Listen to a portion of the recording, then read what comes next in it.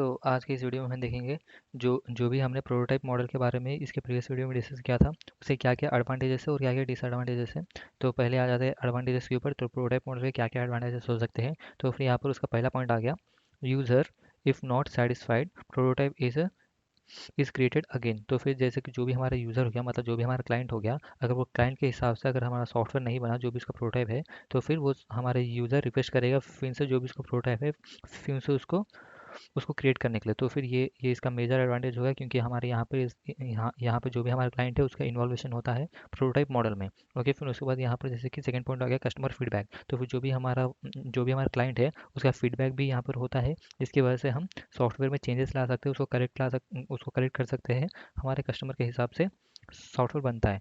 फिर उसके बाद फोर्थ पॉइंट आ जाता है take less time to correct. तो फिर अभी जो भी उसमें जैसे कि एरर हो गया, जो भी हमारा कस्टमर को जो भी उसके हिसाब से जो भी एरर बना था, वो अगर एरर उसको नहीं पसंद आया तो फिर उसको जैसे कि चेंज किया जाता है, जो कि चेंज करने के लिए बहुत कम समय लगता है। तो वो कम समय में हम उसको चेंज कर सकते हैं। फिर उसके बाद फोर्थ पॉइंट आता है एरर डिटेल। तो फिर एरर डिटेल अर्लियर स्टेज।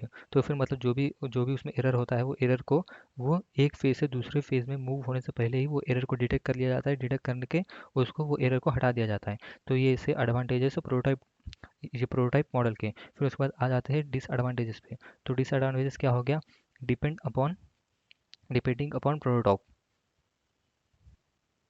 तो ये मॉडल का मेन डिसएडवांटेज क्या है, जो भी हमारा सॉफ्टवेयर बनता है वो सॉफ्टवेयर बनता है बेस्ड अपॉन प्रोटोटाइप। तो फिर वो सारा जो भी मॉडल है वो मॉडल बेस्ड होता है प्रोटोटाइप के ऊपर।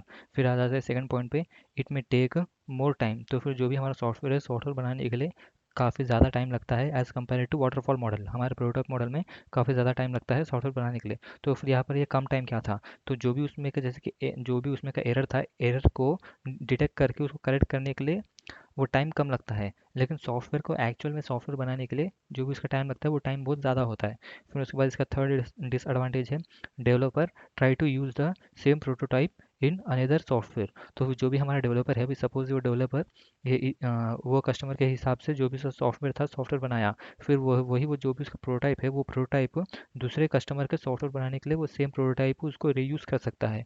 तो ये इसका तो जैसे कि इससे इसका सॉफ्टवेयर का तो रीयूजेबिलिटी बढ़ेगा, जो कि हमारा डेवलपर बना देगा। लेकिन जैसे कि एक तरह से एक तरह से ये उसका डिसएडवांटेज है, क्योंकि हमारा डेवलपर यहाँ पे कोड को रीयूज़ कर रहा है, रीयूज़ कर रहा है, जो कि हमारे कस्टमर को सेटिस्फाई नहीं करेगा। तो फिर ये उसका मेन डिसएडवांटेज हो गया प्रोटोटाइप मॉडल का।